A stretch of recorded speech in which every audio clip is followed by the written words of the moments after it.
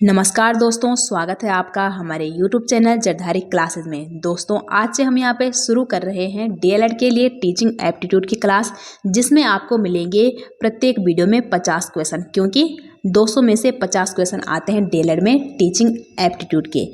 और हम पूरी कोशिश करेंगे कि इन 50 जो क्वेश्चन है इनके प्रत्येक ऑप्शन को भी हम डिटेल में समझाने की कोशिश करेंगे। तो चलिए दोस्तों आज की वीडियो शुरू करते हैं। तो फर्स्ट क्वेश्चन है, सामाजिक आर्थिक रूप से वंचित पृष्ठभूमि से आने वाले बच्चों को क्लास के माहौल की आवश्यकता होती है तो कौन से क्लास के माहौल की आवश्यकता होती है ऐसे बच्चों को जो कि सामाजिक आर्थिक रूप से वंचित पृष्ठभूमि से आते हैं। तो ऑप्शन ए है, चाइल्ड को उनकी क्षमताओं के आधार पर वर्गीकृत करता है। तो ये बिल्कुल गलत ऑप्शन हो जाएगा। हमको एक ऐसे क्लास को क्रिएट करना चाहिए जहाँ पे हम सभी बच्चा, चाहे वो कैसे भी क्षमता वाला हो, सभी बच्चों को हमको इक्वली ट्रीट करना चाहिए, ना कि उनकी क्षमताओं के आधार पर उनको वर्गीकृत करना चाहिए, है ना। तो क्वेश्चन नंबर 1 का ऑप्शन ए है यहाँ पे गलत। बी है, उन्हें अच्छा व्यवहार सिखाता है। तो ऑप्शन बी है 1 का राइट आंसर। चाहे जो बच्चा किस भी बैकग्राउंड से आता है या किस भी वो जाति से आता है, किसी भी धर्म से आता है, उसका कल्चर क्या है, ये एक टीचर को बिल्कुल भी मान्य नहीं रखना चाहिए कि वो कहाँ से आता है। एक टीचर को सभी बच्चों को इक्वली क्या है, समान व्यवहार उनको देना चाहिए और समान व्यवहार से ही उनको आगे पढ़ाना भी चाहिए। तो 1 का राइट आंसर इसलिए क्या हो जाता है, ऑप्शन बी हो जाता है। क्वेश्चन नंबर 2 है, कक्षा में सृजनात्मक और प्रतिभाशाली बच्चों के लिए आवश्यक हस्तक्षेप निर्भर करता है। तो किस पे निर्भर करता है, टीचर द्वारा अनुकूलित और प्रेरक निर्देशन तरीकों के उपयोग पर निर्भर करता है। 2 का सही आंसर क्या है, ऑप्शन बी है। नेक्स्ट क्वेश्चन है, शिक्षण अभियोग्यता का अर्थ क्या है। ऑप्शन ए है, शिक्षक बनने की इच्छा। तो देखो, शिक्षक बनने की इच्छा शिक्षण अभियोग्यता का अर्थ नहीं है। शिक्षक बनने की इच्छा तो किसी भी चाइल्ड को या किसी भी स्टूडेंट के मन में, अगर वो पढ़ता है तो उसके मन में ये फीलिंग आ जाती है कि मुझे क्या है, टीचर बनना है एक दिन। फॉर एग्जांपल, जो बच्चा अभी 12th में होगा उसको लग रहा है कि मुझे प्राइमरी टीचर बनना है, उसके अंदर क्या है, इच्छा जागृत हो गई है कि मुझे प्राइमरी टीचर बनना है 1 से लेकर 5 तक।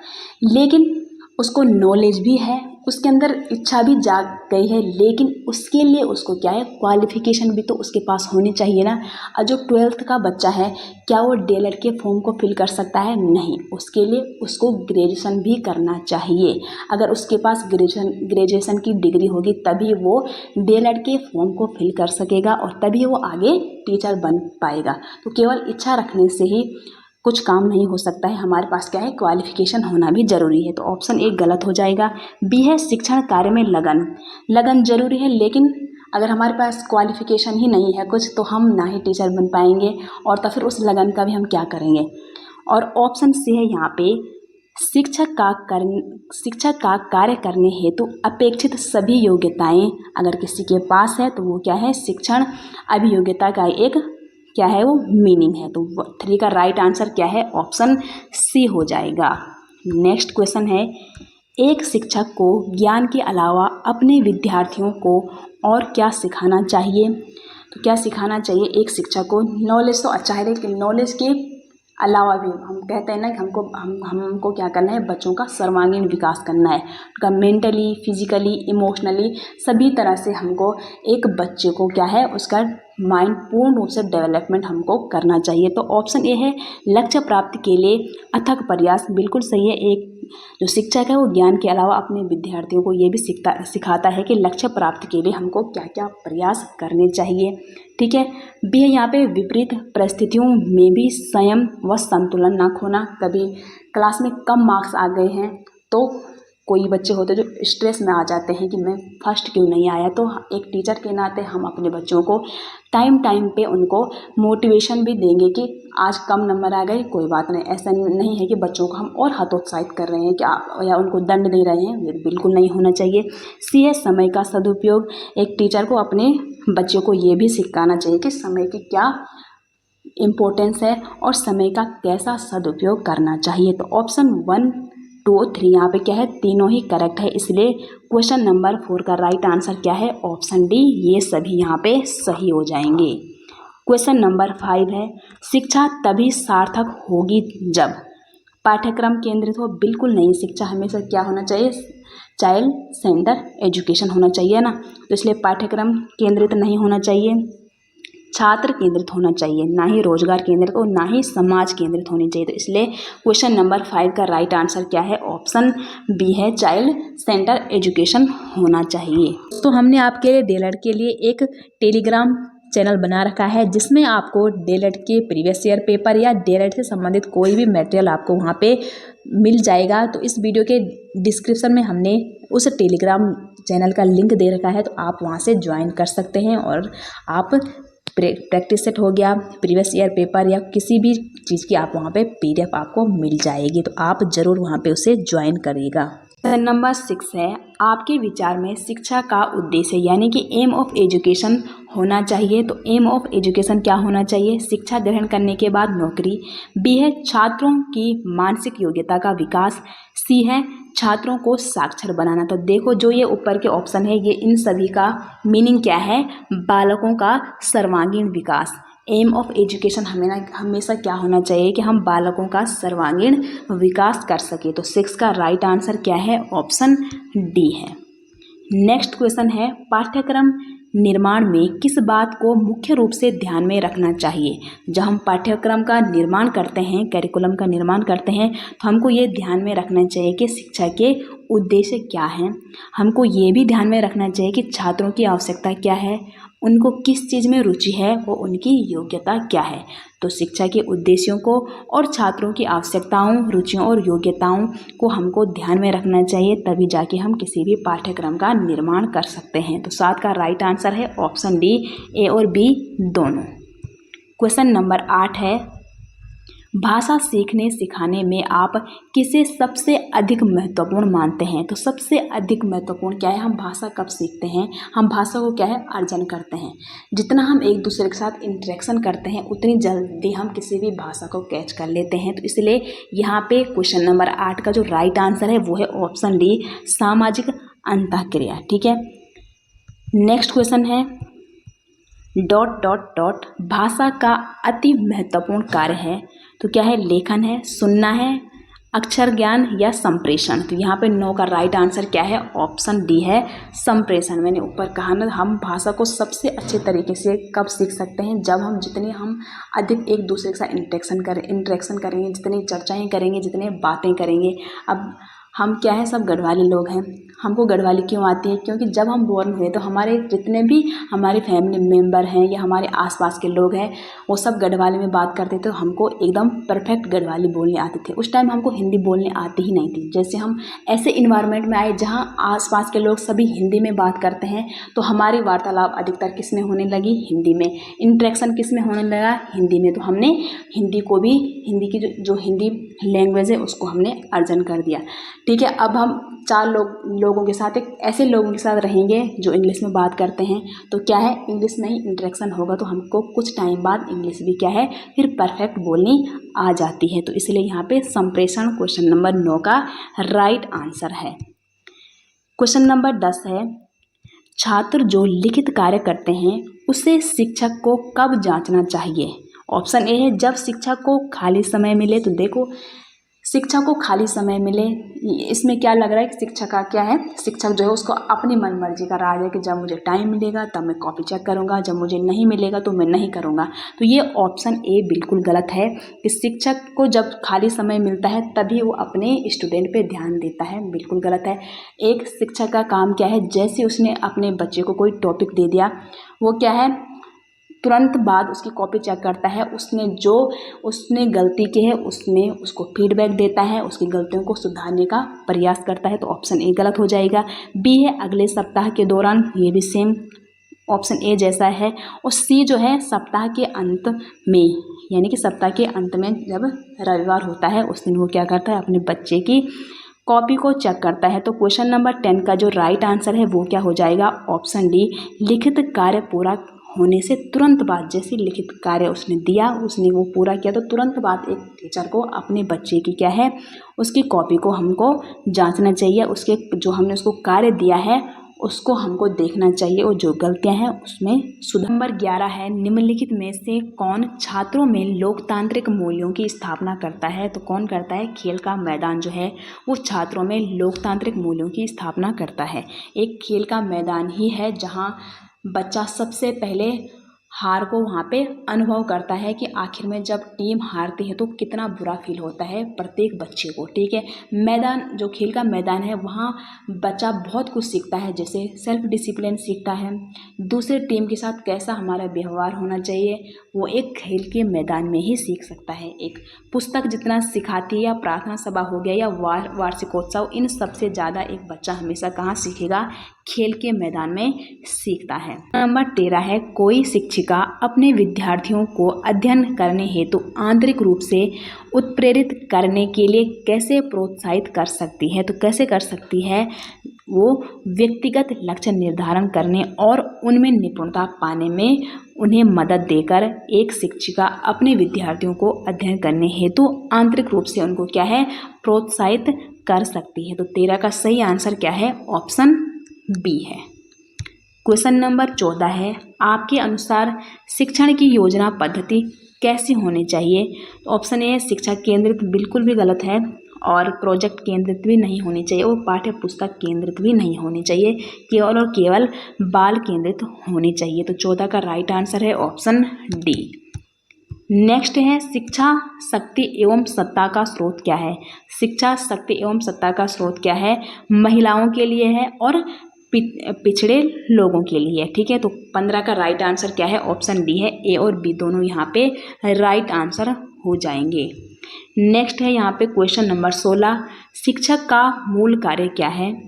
छात्रों को पढ़ने के लिए प्रेरित करना बिल्कुल सही है, ये भी सही है कि शिक्षक का ये भी एक कार्य है कि छात्रों को वो पढ़ने के लिए प्रेरित करें। बी है यहाँ पे छात्रों को उनकी गलतियाँ बताना, ये भी सही है, लेकिन हमको क्या है कभी कभी चारों ऑप्शन जो है वो सही लगते हैं टीचिंग एप्टीट्यूड में, लेकिन हमको सबसे बेस्ट चुनना है। सी है अध्ययन के लिए अनुकूल वातावरण तैयार करना, और डी है छात्रों के स्व अध्ययन में सहायता करना। तो 16 का यहाँ पे जो करेक्ट आंसर है वो क्या है? शिक्षा का मूल कार्य क्या है? अध्ययन के लिए अनुकूल वातावरण तैयार करना। देखो, जब कोई भी टीचर अपने स्टूडेंट को पढ़ाता है या टीचिंग प्रोवाइड करता है, उसको एजुकेशन प्रोवाइड करता है, उसके लिए सबसे महत्वपूर्ण क्या है? एक अनुकूलित वातावरण भी होना चाहिए जहां वो उसको पढ़ा सके। अब कहीं पे ऐसा वातावरण हो कि जहां पे बच्चा रुचि ही नहीं ले पा रहा है, या वो स्कूल ही अच्छी जगह पे नहीं है, जहां पे शोर हो रहा है, हल्ला हो रहा है, क्या क्या होता है, तो वहाँ पे कभी भी क्या है जो स्टूडेंट है वो पढ़ ही नहीं पाएगा, वो अपने माइंड को क्या है कंसंट्रेट नहीं कर पाएगा। इसलिए एक शिक्षक का मूल कार्य ये भी है कि वो अनुकूल वातावरण तैयार कर सके। तो 16 का इसलिए सी ऑप्शन हो जाएगा राइट आंसर। क्वेश्चन नंबर 17 है, भारत में शिक्षित बेरोजगारी का प्रमुख कारण क्या है? तो भारत में शिक्षित बेरोजगारी का प्रमुख कारण क्या है? ऑप्शन ए है यहाँ पे सरकार की रोजगारी के लिए ठोस नीति का न होना, बी है शिक्षा का व्यापक प्रसार, सी है उद्देश्यहीन शिक्षा, और डी है घटिया स्तर की शिक्षा। देखो, भारत में शिक्षित बेरोजगारी का मुख्य जो कारण है वो क्या है? हमारा एजुकेशन जो सिस्टम है वही अच्छा नहीं है, उद्देश्यहीन शिक्षा है ना। अब देखो, हमको क्या है अपने बच्चों को, जो अगर एक टीचर जो है उसको अपने स्टूडेंट को क्या है प्राइमरी एजुकेशन से ही उसको फाइनेंशियल एजुकेशन भी प्रोवाइड करना चाहिए, जिससे अगर वो बच्चा जैसे जैसे वो बड़ा होता है उसको फाइनेंशियल क्या होता है, फाइनेंशियल एजुकेशन से उसको क्या है सब कुछ पता चल जाएगा, जिससे जैसे उसका 12th होता है या उसका ग्रेजुएशन होता है या पोस्ट ग्रेजुएशन होता है, वो सर पकड़ के ये ना बैठ जाए कि मैं तो बेरोजगार हूँ, मेरे को नौकरी कैसे मिलेगी। इसलिए क्या है बच्चे को हमारा एजुकेशन सिस्टम ऐसा होना चाहिए कि हम जब बच्चा कक्षा 1 में पढ़ता है उसको फाइनेंशियल एजुकेशन के बारे में भी उसको जानकारी होनी चाहिए, जिससे वो आगे जाकर फिर ऐसा रोए ना कि अरे मैंने तो उस टाइम अगर ये स्ट्रीम ना ली होती तो आज मेरे पास ये होता, मैंने उस टाइम साइंस ना ली होती तो ये होता, आर्ट ना ली होती तो ये होता। तो इसलिए फाइनेंशियल एजुकेशन भी बहुत ज़रूरी है। तो उद्देश्यहीन शिक्षा जो है वही भारत में शिक्षित बेरोजगारी का एक प्रमुख कारण है। नंबर 18 है, किस प्रकार का कक्षा नेतृत्व सबसे उत्तम माना गया है? तो ये माना गया है लोकतांत्रिक प्रकार का जो कक्षा नेतृत्व है वो सबसे उत्तम है, क्योंकि इसमें क्या है, पूरी फ्रीडम है दोनों को, टीचर को भी और स्टूडेंट को भी। स्टूडेंट का जब चाहे मन वो अपने टीचर को क्वेश्चनिंग कर सकता है, बार बार पूछ सकता है, जो टॉपिक उसे समझ में नहीं आया है वो बार बार जाके अपने टीचर को पूछ सकता है।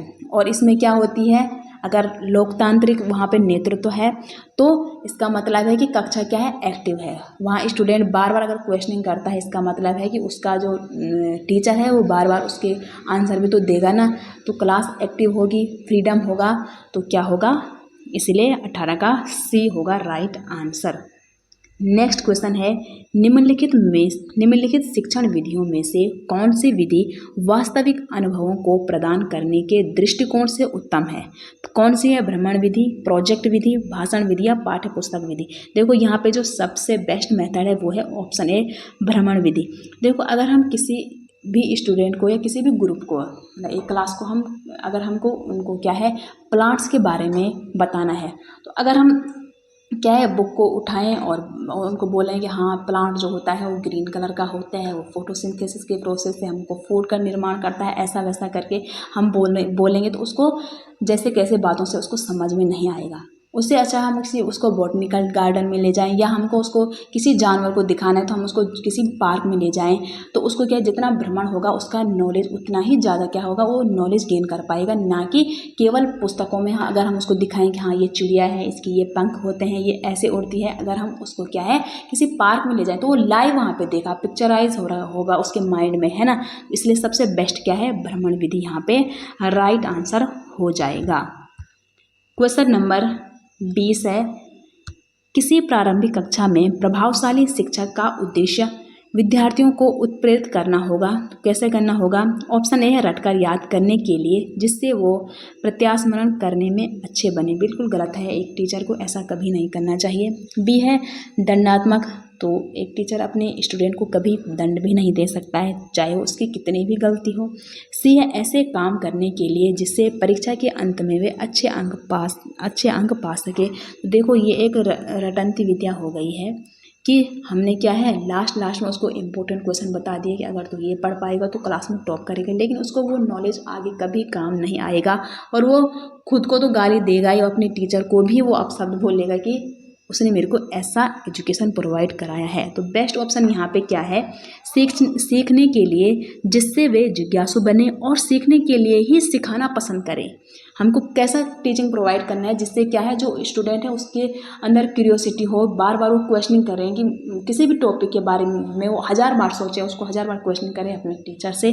क्या है, जिज्ञासुपन उसके अंदर में होना चाहिए, इसके मन के अंदर क्यूरियोसिटी होनी चाहिए। तो 20 का राइट आंसर क्या है, ऑप्शन डी है। नंबर 21 है, अपने छात्रों को समझने के लिए शिक्षक को किस बात का ज्ञान होना चाहिए? तो शिक्षक को सबसे पहले बाल मनोविज्ञान का ज्ञान होना चाहिए, क्योंकि हम क्या है, अगर हम डीएलएड का पेपर देने जा रहे हैं तो हमने केवल क्लास 1 से लेके क्लास 5 तक के बच्चों को पढ़ाना है। तो बाल मनोविज्ञान का हमको पूरा नॉलेज होना चाहिए, तभी हम अपने बच्चों को समझ पाएंगे। बी है बालक कैसे सीखता है, हमको ये भी जानना है, और बालक की अभिरुचियाँ किस किस में है, बालक की अभिरुचियाँ क्या हैं, रुचियाँ क्या हैं, ये हमको सब कुछ का नॉलेज हमको होना चाहिए। तो इसलिए हम अपने छात्रों को ढंग से समझ पाएंगे, वो अगर समझ पाएंगे तभी हम उनको एजुकेशन दे पाएंगे। तो ये सभी यहाँ पे 21 का करेक्ट आंसर हो जाएगा। नेक्स्ट क्वेश्चन है, निम्नलिखित में से सामाजिकरण के गौण वाहक हो सकते हैं? तो सामाजिकरण के गौण वाहक कौन हो सकते हैं? तो यहाँ पे जो 22 है उसका करेक्ट आंसर क्या है, विद्यालय और पास आस पड़ोस जो है वो क्या है, सामाजिकरण के गौण वाहक हैं। तो 22 का करेक्ट आंसर क्या है, ऑप्शन ए है, विद्यालय और पास पड़ोस यहाँ पे, ठीक है। क्वेश्चन नंबर 23 है, ग्रामीण क्षेत्रों के उत्थान का लक्ष्य होना चाहिए। तो क्या होना चाहिए, ग्रामीण क्षेत्रों के उत्थान का लक्ष्य होना चाहिए प्राइमरी एवं प्रौढ़ शिक्षा का प्रसार। बी है नगरीय सुख सुविधाओं का विस्तार, और सी है यहाँ पे उच्च शिक्षा का प्रसार, और डी है यहाँ पे ऑप्शन डी। तो 23 का जो राइट आंसर है वो क्या है, ऑप्शन ए है, ग्रामीण क्षेत्रों के उत्थान का लक्ष्य होना चाहिए प्राइमरी एजुकेशन और प्रौढ़ शिक्षा का प्रसार। ठीक है, आप प्रौढ़ शिक्षा आपको पता ही होगा कि जैसे हमारी माताएं लोग हैं, उनको जिनको एजुकेशन प्रोवाइड नहीं हुआ है तो उनको क्या है, प्रौढ़ शिक्षा दी जानी चाहिए, जिससे उनको भी कुछ नॉलेज हो।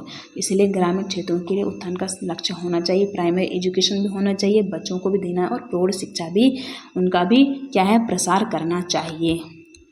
क्वेश्चन नंबर 24 है, अभिभावक अपने बालकों के लिए टीचर से आशा करते हैं। जो पेरेंट्स होते हैं वो अपने बालकों के लिए अध्यापक से उनकी क्या एक्सपेक्टेशन रहती है, तो ऑप्शन ए है निष्पक्ष व्यवहार, बिल्कुल सही है। प्रत्येक बच्चा प्रत्येक जो पेरेंट्स हैं वो चाहता है कि मेरे बच्चे के साथ जो व्यवहार होगा वो अच्छा होगा, निष्पक्ष होगा, एक टीचर का है ना, होना चाहिए। बी है सहानुभूति एवं प्रेम, और सी है योग्यता एवं ज्ञान, और डी है ऑप्शन यहाँ पे ए और बी दोनों। तो 24 का करेक्ट आंसर क्या है, अभिभावक चाहता है कि मेरे बच्चे के प्रति निष्पक्ष व्यवहार हो और सहानुभूति और प्रेम से वो मेरे बच्चे को पढ़ा पाए, तो ऑप्शन डी है यहाँ पे राइट आंसर। नेक्स्ट क्वेश्चन की ओर बढ़ते हैं। तो क्वेश्चन नंबर यहाँ पे 25 है, शिक्षकों को राष्ट्रीय भावना विकास हेतु क्या कदम उठाना चाहिए। तो ऑप्शन ए है राष्ट्रीय भावना हमको अपने बच्चों के अंदर कैसे पैदा करनी चाहिए। तो ऑप्शन ए है सबसे पहले राष्ट्रीय भाषा का अधिकाधिक प्रयोग करना चाहिए, ये भी है, अगर जितना प्रयोग करेंगे बच्चों के अंदर वो इमोशन आएगा ना। लेकिन हमको बेस्ट ऑप्शन चुनना है, बी है विद्यालय में ऐसे कार्यक्रम का आयोजन करना चाहिए जिससे छात्रों में राष्ट्रीय भावना जाएगी। फॉर एग्जाम्पल क्या है, जैसे 26 जनवरी हम मनाते हैं, 15 अगस्त मनाते हैं, तो हम बहुत सारे महात्मा गांधी का जिक्र करते हैं, सुभाष चंद्र बोस का जिक्र करते हैं, ठीक है, अच्छे अच्छे नेताओं का जिक्र करते हैं जिन्होंने हमारे देश के लिए कुछ किया है। सी है यहाँ पे राष्ट्रीयता के विरोधी तत्वों का दमन करना चाहिए, और डी है पूरे राष्ट्र के लिए एक ही जैसे विषय वस्तु की वकालत करनी चाहिए। बिल्कुल गलत है ये। 25 का जो करेक्ट आंसर क्या है, विद्यालय में हमको हमेशा ऐसे फंक्शन का आयोजन करना चाहिए जिससे छात्रों में राष्ट्रीय भावना जागे, जिन्होंने हमारे देश के लिए कुर्बानियाँ दी हैं उनके बारे में हमको अपने स्टूडेंट को क्या है टाइम पे बताना चाहिए, जिससे उनको क्या है अपने राष्ट्र के प्रति क्या है इमोशन हो, उनके अंदर भावना हो। तो ऑप्शन बी है यहाँ पे सही आंसर। क्वेश्चन नंबर 26 है, बालक के व्यक्तित्व के सर्वांगीण विकास के लिए यह आवश्यक है कि उसके ... की जानकारी शिक्षक को हो। तो उसके मित्रों की जानकारी होनी चाहिए, या उसके व्यवहार की जानकारी, या उसके ज्ञान की जानकारी, या उसके कक्षा के साथियों की जानकारी होनी चाहिए। तो 26 का जो सही आंसर है वो क्या है, ऑप्शन बी है। सबसे पहले उसके व्यवहार की जानकारी शिक्षक को होनी चाहिए। उसका व्यवहार क्या है, उसी बेस पे एक टीचर अपने बच्चे को समझ पाता है, और आगे की प्रोसेस उसको पढ़ाना लिखाना वो सब डिपेंड करता है उसके व्यवहार पे। तो ऑप्शन बी इसलिए राइट आंसर है। नेक्स्ट क्वेश्चन है, निम्न में कौन सी शिक्षण विधि जिसमें छात्र अधिक एक्टिव होते हैं, अधिक क्रियाशील होते हैं, तो कौन सा वो टीचिंग मेथड है।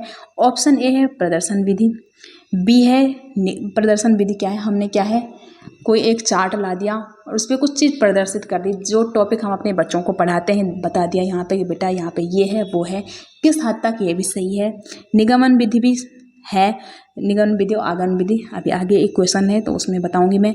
सी है प्रश्नोत्तर विधि, और डी है विश्लेषण विधि। तो सबसे बेस्ट जो मेथड है वो क्या है, प्रश्नोत्तर विधि। इसमें क्या है पूरी क्लास एक्टिव है, बच्चा यहाँ से आगे अपने टीचर पे क्वेश्चनिंग कर रहा है, क्वेश्चन पूछता है और टीचर वहाँ पे उसका जवाब देता है, उस क्वेश्चन को डिटेल्स में समझाता है। किसी भी टॉपिक को जो एक बच्चा पूछता है वो अपने टीचर को पूछता है, अगर कुछ उसको समझ में नहीं आता है तो टीचर है वो प्रॉपरली क्या है अपने स्टूडेंट को क्या है जवाब देता है, उसको समझाने का पूरा प्रयास करता है। इसका मतलब क्या है, प्रश्नोत्तर विधि, यहाँ पे प्रश्न उठ रहे हैं और वहाँ से जो प्रश्न है उसके आंसर बच्चों को मिल रहे हैं। इसका मतलब क्या है, पूरी कक्षा क्या है एक्टिव है, क्रियाशील है। इसलिए राइट आंसर क्या है, ऑप्शन सी हो जाएगा। क्वेश्चन नंबर 28 है, बाल केंद्रित शिक्षा के समर्थक के तौर पर आपके अनुसार निम्नलिखित में से किसका महत्व सर्वाधिक है। तो ऑप्शन ए है शिक्षक बालक के व्यक्तित्व का कहाँ तक विकास कर पाता है, ये बिल्कुल सही है। नेक्स्ट ऑप्शन है शिक्षक कितना ज्ञानी है, ये तो सही है, लेकिन कितना आकर्षक है ये मैटर नहीं करता है, तो इसलिए ऑप्शन बी यहाँ पे गलत हो जाएगा। ऑप्शन सी है शिक्षक अपने स्कूल को कितना अधिक भव्य दर्शा पाने में सक्षम है। देखो वो एक टीचर है, कोई वो विश्वकर्मा या मायासुर नहीं है जिसने इंद्रप्रस्थ का निर्माण करना है, इंद्रप्रस्थ को उसने क्या है डेकोरेट करना है, उसको अपने स्टूडेंट को डेकोरेट करना है, ना कि किसी भी स्कूल को। स्टूडेंट को डेकोरेट मतलब क्या है, उसको इतना नॉलेज उसको देना, उसके व्यवहार को अच्छा बनाना, उसको इस वे में डेकोरेट करना है, ना कि स्कूल अगर अच्छा है, बाहर से सुंदर दिख रहा है और उसके अंदर जो बच्चे हैं उनको कुछ नॉलेज ही नहीं है, तो वो फिर जो बाल केंद्रित शिक्षा ये नहीं दर्शा रही है ना वहाँ पे। इसलिए ऑप्शन सी भी एकदम यहाँ पे गलत हो जाएगा। और डी है शिक्षक की पहचान का दायरा कितना विस्तृत है, तो देखो वो कोई यहाँ पे नेता तो बिल्कुल भी नहीं है। तो 28 का जो यहाँ पे बेस्ट ऑप्शन है वो है ऑप्शन ए, शिक्षक बालक के व्यक्तित्व का कहाँ तक विकास कर पाता है ना। क्वेश्चन नंबर 29 है, किसी भी विषय वस्तु को छात्रों को सरलता से सिखाने के लिए टीचर का सर्वप्रथम गुण क्या होना चाहिए? क्या होना चाहिए? आत्मविश्वास होना चाहिए, विषय वस्तु का ज्ञान होना चाहिए, प्रभावी अभिव्यक्ति होना चाहिए या सहृदय होना चाहिए। तो यहाँ पे 29 का जो करेक्ट आंसर है वो है ऑप्शन सी, प्रभावी अभिव्यक्ति यहाँ पे बेस्ट ऑप्शन हो जाएगा क्वेश्चन नंबर 29 का। ठीक है, आत्मविश्वास है, विषय वस्तु का कोई बहुत सारे टीचर ऐसे भी हो सकते हैं ना कि नॉलेज तो है लेकिन उस नॉलेज को अपने सामने अपने स्टूडेंट के सामने वो रख ही नहीं पा रहे हैं, इसलिए ऑप्शन सी यहाँ पे क्या है बेस्ट हो जाएगा। क्वेश्चन नंबर 30 है यहाँ पर, एक छात्र की दृष्टि से विद्यालय में छात्र संघ संगठन के बारे में आपकी धारणा क्या है? जब इलेक्शन होते हैं, ठीक है, छात्र संघ अध्यक्ष बनते हैं ना, कोई भी स्टूडेंट बनता है, तो इसके बारे में आपकी धारणा क्या है? तो आप एक टीचर हैं तो सबसे पहले आप ये सोचते हैं कि इनसे कोई लाभ नहीं है, बिल्कुल गलत है ये। देखो, अगर कोई स्टूडेंट, अगर किसी भी स्कूल में क्या है इलेक्शन होते हैं, इलेक्शन के दौरान कोई छात्र संघ नेता बनता है, कोई नेता बनता है, कोई भी नेता बनता है, कुछ भी बने, उसमें कोई लाभ नहीं है, ये बिल्कुल गलत है। बहुत सारे लाभ है। अगर वो नेता बनता है कि उसके अंदर क्या है, बोलने की जो स्किल है वो डेवलप होगी, वो अपनी बात को 4 लोगों के सामने अच्छे से प्रेजेंट कर पाएगा, है ना। बी है यहाँ पे, विद्यालय में दादागिरी फैलती है, बिल्कुल भी नहीं। अगर सब काम डिसिप्लिन में होता है और एक टीचर वहाँ पे प्रेजेंट है तो दादागिरी नहीं हो पाएगी। सी है, शिक्षकों के अन्यायों के विरुद्ध लड़ने का एक साधन है, बिल्कुल गलत है। देखो, कोई नेता बनता है इसका मतलब वो ये नहीं कि अब वो शिक्षक के ही, जो शिक्षक बोलेगा वही करेगा और शिक्षक के अन्याय के विरुद्ध वो लड़ेगा, ये भी गलत है। और डी है, छात्रों में नेतृत्व की भावना बढ़ती है, बिल्कुल ऑप्शन डी जो है ये करेक्ट आंसर है कि अगर कोई जो छात्र है वो नेता बनता है ना, अपने स्कूल का ही या अपने कॉलेज का है, तो उसके अंदर क्या है, नेतृत्व की भावना बढ़ जाती है, वो अपनी बात कहीं पे भी रख पाता है। अब पहले दिन अगर कोई बच्चा मंच पे जाता है ना तो उसके पैर कांपते हैं, वो बोल ही नहीं पाता अगर वो वहाँ पे स्पीच देता है, लेकिन वो बार बार जाता है, बार बार जाता है, एक दिन ऐसा आता है कि वो उसको शौक हो जाता है कि मैं कब स्पीच दूँ, कब मैं वहाँ पे गाना गाऊँ, कब मैं वहाँ पे डांस कराऊँ। तो इसलिए नेतृत्व की भावना स्टूडेंट में क्या है, बढ़ जाती है।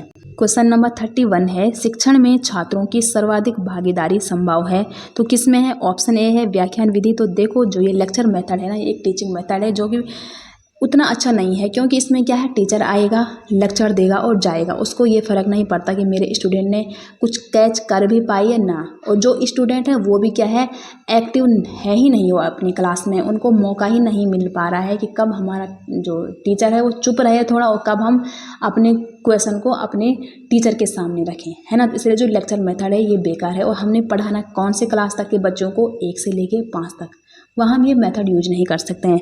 बी है यहाँ पे चर्चा विधि। देखो, जो लेक्चर मेथड है, हम बड़े बड़े डिग्री कॉलेज में अगर पढ़ते हैं तो वहाँ पे क्या है, जो हमारे प्रोफेसर है वो आएंगे और एक लेक्चर देके चले जाएंगे, हम वहाँ पे समझ भी पाएंगे और घर जाके हमको स्वयं भी पढ़ना है। लेकिन हमने कक्षा 1 से 5 तक के बच्चों को पढ़ाना है, तो ये हम एक्सपेक्टेशन खुद से नहीं रख सकते हैं कि हम जाएंगे और लेक्चर देके घर वापस चले जाएंगे। तो इसलिए ऑप्शन ए तो गलत हो जाएगा। बी है चर्चा विधि। देखो, चर्चा विधि, हम जितना ज़्यादा हम आपस में चर्चा करेंगे, हम अपने स्टूडेंट में के साथ जितना चर्चा करेंगे, इसका मतलब जो स्टूडेंट है वो हमारे सामने ओपन होगा, वो खुल पाएगा और उसके अंदर जो भी क्वेश्चन है, जो भी दिक्कतें हैं, वो अपने टीचर के सामने वो रख पाता है। इसलिए चर्चा विधि सबसे बेस्ट विधि मानी जाती है एक शिक्षण में, है ना।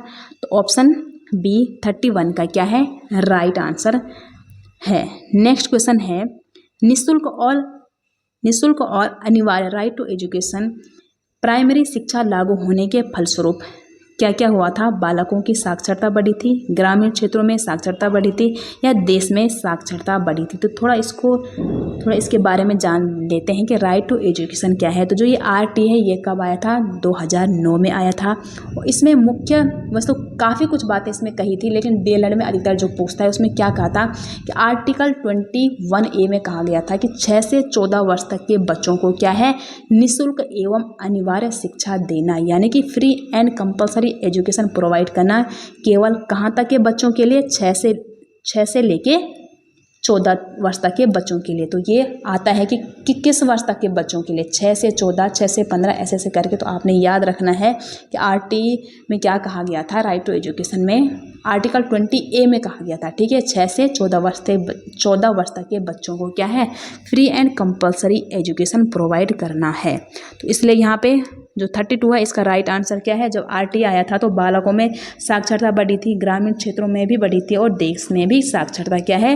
बढ़ी थी। तो इसलिए ऑप्शन D है ये सभी यहाँ पे राइट आंसर। नेक्स्ट क्वेश्चन है, शिशुओं के लिए शिशुशाला यानी कि प्ले ग्रुप में आवश्यक है। ऑप्शन A खेल के अवसर प्रदान करना, बिल्कुल सही है। B है सामान्य ज्ञान देना। देखो सामान्य ज्ञान तो हम बच्चे को कभी भी बड़ी क्लास में भी दे सकते हैं, लेकिन हमने क्या बोला है? Play group. जो प्ले ग्रुप बनाया है किस लिए है? कि वहाँ हम बच्चे को पूरा फ्रीडम दे, वो जो मर्जी वो चाहे वहाँ पे खेल सकता है। भाषा पढ़ाना वहाँ पे बिल्कुल भी सही नहीं है और ना ही हम वहाँ पे कहानी सुना सकते हैं। तो यहाँ पे 33 का जो राइट आंसर क्या है? ऑप्शन A हो जाएगा। खेल के अवसर हम वहाँ पे बच्चे को प्रदान करेंगे प्ले ग्रुप में। क्वेश्चन नंबर 34 है, बाल केंद्रित शिक्षा द्वारा निम्नलिखित में से क्या संभव नहीं हो सकता है? ठीक है, तो क्या संभव नहीं हो सकता है? तो ऑप्शन A है बाल मनोविज्ञान की सहायता से बच्चों के पाठ्यक्रम में सुधार। B है प्रत्येक बालक पर शिक्षक द्वारा विशेष ध्यान दिया जाना चाहिए। C है प्रत्येक बालक पर पृथक रूप से ध्यान नहीं दिया जाना चाहिए। और D है यहाँ पे प्रत्येक बालक की विशेष आवश्यकताओं को समझना चाहिए। तो हमको यहाँ पे क्या पूछा गया है कि बाल केंद्रित शिक्षा द्वारा निम्नलिखित में से क्या संभव नहीं हो सकता है? तो यहाँ पे ऑप्शन C यहाँ पे राइट है। ये संभव क्यों नहीं हो सकता है?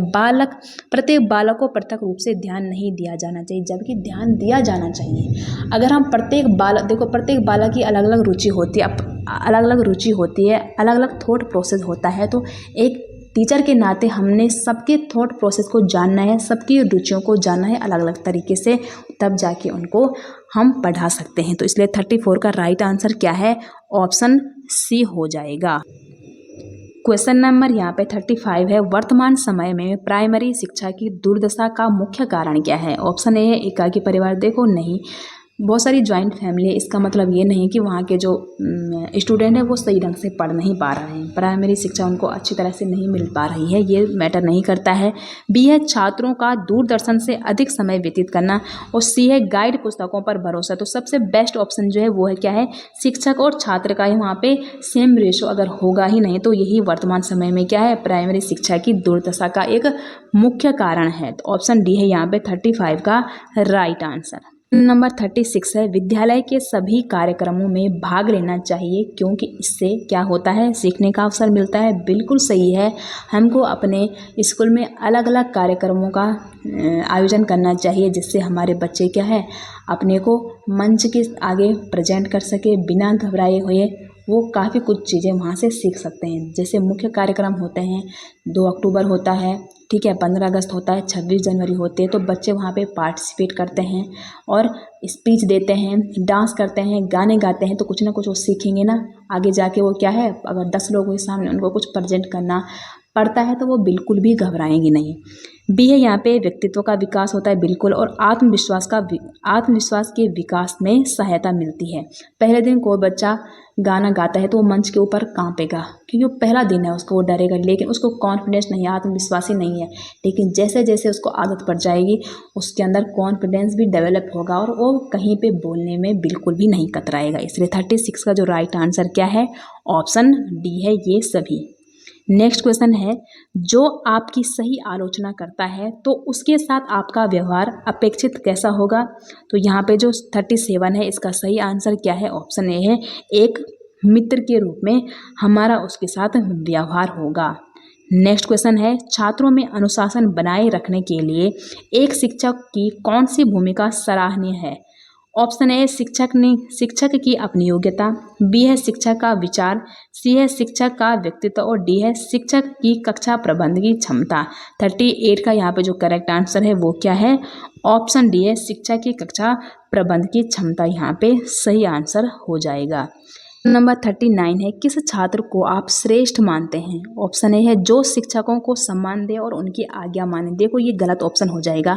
बहुत सारे ऐसे भी स्टूडेंट हैं जो क्लास में क्या है, जिनका मन विचलित रहता है, जिनका मन पढ़ाई में तो बिल्कुल नहीं करता है। उनका मन क्या करता है फिर कि मैं किस प्रकार में अपने टीचर का फेवरेट स्टूडेंट बनूं, जिससे मेरा जो टीचर है वो मेरे को अच्छे मार्क्स दे। तो वो क्या करेगा, जैसे क्लास में अगर टीचर ने बोल दिया कि बेटा वहाँ से चौक लाना है, तो जैसे टीचर ने अपना पूरा सेंटेंस बोला भी नहीं, वो छटाक से उठेगा और जाके चौक ला देगा। रजिस्टर लाना है तो तुरंत वो अपने मतलब एक आज्ञाकारी स्टूडेंट वो बनना चाहता है, लेकिन वो कभी भी एक टीचर का फेवरेट बच्चा नहीं हो सकता है, क्योंकि एक टीचर को लग जाता है ना कि इसकी मेंटेलिटी क्या है, इसका मन पढ़ाई में नहीं कर रहा है तो चलो इसको कुछ काम ही दे दें।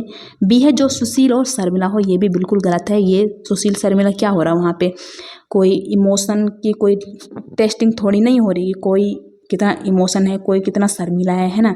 बी है यहाँ पे, सी है यहाँ पे जो शिक्षा ग्रहण करने में और अध्ययन में रुचि रखता हो। डी है जो नियमित पाठशाला आता हो और कक्षा का मॉनिटर हो। देखो जरूरी नहीं कि जो नियमित पाठशाला आता है वो श्रेष्ठ हो या जो मॉनिटर बन रखा है क्लास का वो श्रेष्ठ हो, बिल्कुल नहीं। देखो अपने अपने स्किल होते हैं, किसी की क्या है वो पढ़ने में सही नहीं है लेकिन उसकी फिर भी बोलने की स्किल उसकी सही है, तो उसको मॉनिटर बना दिया गया कि चलो अगर क्लास में दो बच्चों के साथ थोड़ा क्या है लड़ाई झगड़ा भी होता तो वो क्या है मैनेज कर पाएगा। लेकिन बेस्ट ऑप्शन क्या है यहाँ पे, एक जो टीचर है उसके लिए जो छात्र श्रेष्ठ होता है वो कौन होता है, जो शिक्षा ग्रहण करने में और अध्ययन में रुचि रखता है, वही बेस्ट स्टूडेंट होता है एक टीचर के आंखों के सामने। नेक्स्ट क्वेश्चन है यहाँ पर, एक प्रभावी अध्यापक के लिए आवश्यक नहीं मानते हैं। तो एक प्रभावी अध्यापक के लिए आवश्यक नहीं मानते हैं तो क्या नहीं मानते हैं, केवल दंड देने वाला हो, या वह विषय को रोचक बनाता हो, सी है वह सृजनशील और डी है यहाँ पे वह उत्तम वक्ता हो। तो यहाँ पे 40 का जो करेक्ट आंसर है वो क्या है, ऑप्शन ए है, एक प्रभावी अध्यापक के लिए आवश्यक नहीं है कि केवल दंड देने वाला हो, वो आवश्यक नहीं है। ठीक है। क्वेश्चन नंबर 41 है, छात्रों की प्रतिक्रिया नकारात्मक भी होती है और सकारात्मक भी होती है। तो नकारात्मक प्रतिक्रिया का एक उदाहरण क्या है? तो नकारात्मक प्रतिक्रिया का एक उदाहरण क्या है कि छात्र कक्षा शिक्षण में रुचि नहीं लेते हैं। ये एक नकारात्मक प्रतिक्रिया का उदाहरण है। अगर छात्र कक्षा में रुचि ही नहीं लेंगे तो क्या वो कुछ पढ़ पाएंगे? क्या वो जो उनका टीचर उनको कुछ प्रोवाइड कर रहा है क्या वो उसको कैच कर पाएंगे? बिल्कुल मैं नहीं। इसलिए 41 का राइट आंसर है ऑप्शन सी। 42 है, प्रभावी संप्रेषण संभव हो सकता है श्रोता के स्तर को जानकर। बी है आपके उचित शब्द प्रयोग में, सी है आपके विस्तृत ज्ञान पर और डी है जोर से बोलकर। देखो यहाँ पे तीनों ऑप्शन ये गलत है। जोर से बोलकर होगा या आपके विस्तृत ज्ञान या आपके उचित शब्द का प्रयोग करना, ये सब यहाँ पे क्या है, गलत ऑप्शन है। 42 का जो करेक्ट है, प्रभावी संप्रेषण संभव हो सकता है जब हम क्या है, जो श्रोता है जो हमको सुन रहा है उसका लेवल क्या है, जब हमको ये जानकारी है तभी हमारा जो प्रभावी संप्रेषण है वो संभव हो सकता है। तो 41 का राइट आंसर क्या है, ऑप्शन ए हो जाएगा। क्वेश्चन नंबर 43 है, यदि छात्र आपकी कक्षा में उपस्थित ना हो तो आप क्या करेंगे? कोई स्टूडेंट है जो आपकी क्लास में आ ही नहीं पाया या लेट में पहुंचा या आता ही नहीं है, तो आप एक टीचर होने के नाते क्या करोगे? तो ऑप्शन ए है, छात्रों को उनकी अनुपस्थिति के लिए दोषी ठहराएंगे। बिल्कुल भी गलत, बिल्कुल भी ये सही नहीं है। छात्र आपकी क्लास में प्रेजेंट नहीं है तो हम उनको अनुपस्थित अगर लगाते हैं वो वहीं पे मैटर सॉल्व कर देते हैं, ऐसा नहीं है। हमको उसका रीज़न पूछना चाहिए बच्चों को कि आप क्लास में क्यों नहीं आते हैं। अगर क्लास में वो देर में आता है तो हमको उसको क्या है पूछना चाहिए कि आखिर में उसकी प्रॉब्लम है क्या। बी है, छात्रों की वर्तमान अभिवृत्ति को देखते हुए चुप रहेंगे। बिल्कुल, अगर टीचर चुप रहता है तो स्टूडेंट को भी लत पड़ जाती है कि अरे मैं आता हूँ नहीं आता हूँ, टीचर को कोई फ़र्क नहीं पड़ रहा, मैं अगली क्लास में भी पहुँच ही रहा हूँ तो इसलिए मैं जाता ही नहीं हूँ। उसको क्या है आदत पड़ जाएगी। इसलिए टीचर को चुप भी नहीं रहना चाहिए। सी है अध्यापन की कुछ रुचिकर विधियों को अपनाएंगे। और डी है कारणों का पता लगाकर उन्हें दूर करने की कोशिश करेंगे। देखो सी भी सही है। अगर कोई छात्र आपकी क्लास में नहीं आता है तो आप हो सकता है कि जो आप पढ़ाते हैं उसको वो समझ नहीं आता है, आपका टीचिंग मेथड उसको समझ नहीं आता है, तो आप क्या है अपनी टीचिंग मेथड में ही कुछ चेंज लाएंगे। अपने जो टीचिंग मेथड है उसको रुचिकर रूप से अपने स्टूडेंट के सामने रखेंगे। लेकिन इससे बेस्ट क्या है, हमको कारण का पता ही नहीं है, हमको ये नहीं पता ना कि वो क्लास में क्यों नहीं आता है। हो सकता है कि घर से ही कोई प्रॉब्लम हो सकता है रास्ते में ही कुछ प्रॉब्लम हो, जरूरी नहीं है कि उसको आपका पढ़ाया हुआ समझ नहीं आया। इसलिए हमने सबसे पहले क्या करना है, कारणों का पता लगाना है। तो कारणों का पता लगाकर उन्हें दूर करने की कोशिश करेंगे। इसलिए 43 का राइट आंसर क्या है, ऑप्शन डी है। नेक्स्ट है शिक्षा के माध्यम से कल्याण होता है समाज के सभी वर्गों का, आदर्श परिवार का, मनुष्य के व्यक्तित्व का या छात्र व छात्राओं का। देखो आदर्श परिवार भी एक समाज का ही हिस्सा है, मनुष्य भी एक समाज का ही हिस्सा है, तो मनुष्य का व्यक्तित्व भी समाज का ही हिस्सा है। छात्र और छात्राएं ये सभी क्या है, एक समाज के ही पार्ट हैं। तो इसलिए शिक्षा के माध्यम से कल्याण होता है समाज के सभी वर्गों का। अच्छी एजुकेशन अगर मिलती है किसी भी स्टूडेंट को तो आगे जाकर वो एक समाज का हिस्सा बनता है ना, इसलिए ऑप्शन ए यहाँ पे राइट आंसर है। क्वेश्चन नंबर 45 है शिक्षक होने के नाते मैं अपनी कक्षा के उन विद्यार्थियों को पसंद करूँगा जो क्या होगा, उच्च परिवार से संबंधित होगा। बिल्कुल नहीं, यहाँ पे क्या है, देखो जो उच्च परिवार या अमीर परिवार से जो संबंधित है और जो टीचर है वो उनको पसंद करता है, इसका मतलब कहीं ना कहीं उसके मन में क्या है, लालच आता है। ये अमीर परिवार से है तो थोड़ा कनेक्शन रहेगा तो कुछ लाभ हो सकेगा मेरे को, तो इसलिए ऑप्शन ए क्या है, गलत हो जाएगा। बी है सुंदर एवं आकर्षक, तो पढ़ाई में मैटर ही नहीं करता। सी है आज्ञाकारी भी नहीं, आज्ञाकारी मैंने अभी बोला ना कि आज्ञाकारी वो बच्चा भी हो सकता है जो सबसे निठल्ला है अपनी क्लास में, वो भी आज्ञाकारी हो सकता है क्योंकि उसका पढ़ाई में ध्यान नहीं है, उसका ध्यान सिर्फ इसी बात में है कि कब जाके मैं क्या है अपने टीचरों के नज़रों में आऊँ अच्छे वे में, एक आज्ञाकारी वे में। तो इसलिए ऑप्शन जो 3 है यहाँ पे ABC, ये तीनों क्या है, गलत है। लेकिन शिक्षक होने के नाते मैं अपनी कक्षा के उन विद्यार्थियों को पसंद करूँगा जो कक्षा में क्या है, एक्टिव हों, बार बार प्रश्न पूछता है और बार बार क्या है उसको जो समझ नहीं आता वो एक बार नहीं, वो 1000 बार किसी भी क्वेश्चन को अगर अपने टीचर के सामने रखता है तो एक टीचर के लिए वही क्या है, सबसे फेवरेट स्टूडेंट होता है। तो ऑप्शन डी है यहाँ पे 45 का राइट आंसर। नेक्स्ट है एक अध्यापक का श्रेष्ठतम गुण है, क्या है, यहाँ पे अध्यापन के प्रति पूर्ण समर्पण। बी है अध्यापन के प्रति उच्च चरित्र। सी है अध्यापन के प्रति उच्च विचार और डी है अध्यापन की धर्मनिरपेक्षता। तो जो 46 है उसका जो करेक्ट आंसर है वो क्या है, ऑप्शन ए यहाँ पे अध्यापन होगा, है ना। एक अध्यापक का श्रेष्ठतम गुण है अध्यापन के प्रति पूर्ण समर्पण, यहाँ पे सही आंसर हो जाएगा। क्वेश्चन नंबर 47 है छात्रों को पहले कोई सामान्य नियम बताकर उसके बाद उस नियम के उदाहरण देकर नियम की पुष्टि करने की विधि क्या होती है। तो देखो एक होती है निगमन विधि, एक होती है आगमन विधि। तो यहाँ पे क्या है, नियम बताकर उसके बाद नियम के उदाहरण देकर नियम की पुष्टि करने की विधि को क्या कहते हैं, इसे कहते हैं निगमन विधि। देखो ये पे क्या है, क्वेश्चन में ही आंसर छिपा है। यहाँ पे निगमन विधि क्या है कि पहले हम बच्चों को नियम बता रहे हैं, उसके बाद हम उदाहरण देकर उस किसी भी चीज़ की पुष्टि कर रहे हैं, तो वो क्या है, निगमन विधि। और आगमन विधि अगर होती तो आगमन विधि क्या है, निगमन विधि के एकदम क्या है, अपोजिट है। कैसे है, आगमन विधि में क्या होता है, पहले बच्चों को उदाहरण बताया जाता है और उसके बाद क्या है, नियम बताया जाता है ना। उसके उल्टा है ना एकदम। निगमन विधि में क्या है, पहले नियम बताते हैं फिर उदाहरण बताते हैं, और आगमन विधि में क्या है, पहले उदाहरण बताएंगे और फिर नियम बताएंगे। तो 47 को जो राइट आंसर है वो है ऑप्शन ए। नेक्स्ट क्वेश्चन है भाषा सीखने का प्रभावी उपाय क्या है। पाठ्य पुस्तकें पढ़ना। देखो भाषा सीखने, ये 2-3 बार क्वेश्चन आ रखा है। भाषा सीखने का प्रभावी उपाय क्या है। पाठ्य पुस्तक की अगर हम कितनी भी पाठ्य पुस्तकें पढ़ते हैं और हम आपस में बातचीत नहीं करते तो हम कभी भी भाषा सीख ही नहीं पाएंगे।